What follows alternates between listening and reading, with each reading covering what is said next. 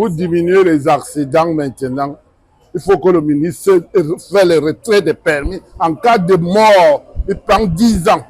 Il suspend le permis 10 ans. Lorsqu'il suspend 10 ans, si c'est des cas simples, blessures et tout ça, dans un cas, on suspend 3 ans, 5 ans. La plus grande chose, c'est 10 ans. Le chauffeur va prendre son volant, il n'aura pas de faire l'accident et sa famille va souffrir.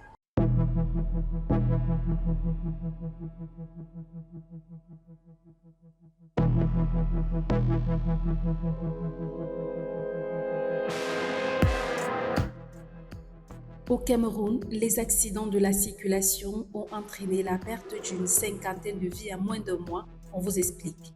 Entre le 11 juin et le 5 juillet 2024, 13 accidents graves ont secoué les axes routiers, faisant plusieurs blessés et une cinquantaine de morts.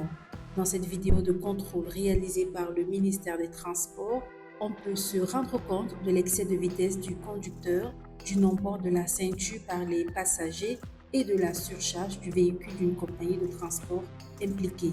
Les experts estiment que les sanctions appliquées restent inefficaces sur le terrain. Donc la solution aujourd'hui est de revenir à la base. Il faut refaire tout comme ce que nous avons observé. C'est qu'aujourd'hui, avant on croyait que c'était les camionneurs qui étaient à cause des accidents. On s'est rendu compte, nous, à l'Observatoire indépendant des transports, que ce ne sont pas que les camionneurs, parce qu'on a eu Main Travel, on a eu Trésor Voyage, on a Buka, qui sont en fait des agences qui avaient bénéficié quand même d'une bonne réputation. Donc ça pose un réel problème de formation.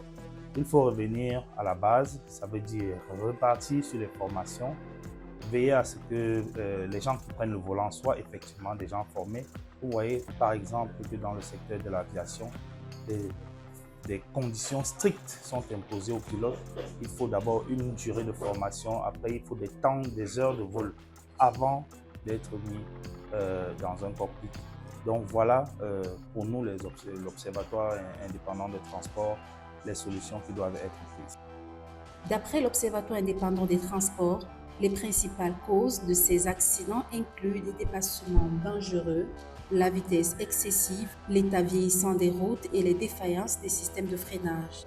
Ces accidents surviennent malgré le lancement par le gouvernement le 5 juin 2024 d'une campagne de prévention routière.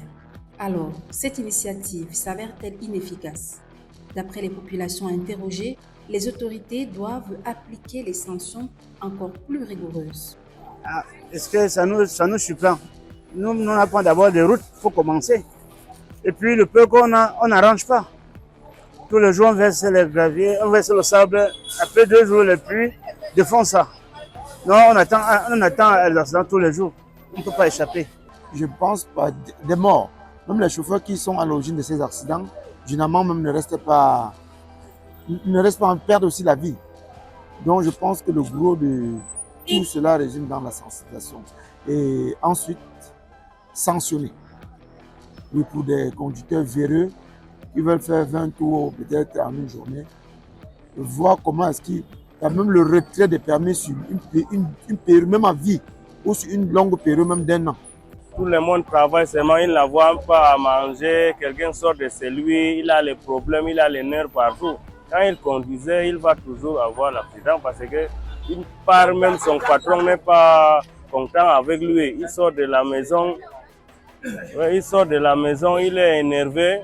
Donc, en cas d'un problème, c'est l'accident qu'il va trouver.